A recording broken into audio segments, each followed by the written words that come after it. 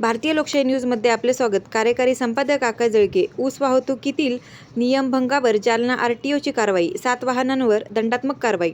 उपप्रादेशिक परिवहन कार्यालय जालनातर्फे ऊस वाहतूक करणाऱ्या नियमभंग करणाऱ्या वाहनांवर विशेष कारवाई मोहीम राबविण्यात आली. उपप्रादेशिक परिवहन अधिकारी चंद्रमोहन चिंतल यांच्या मार्गदर्शनाखाली ही मोहीम पार पडली.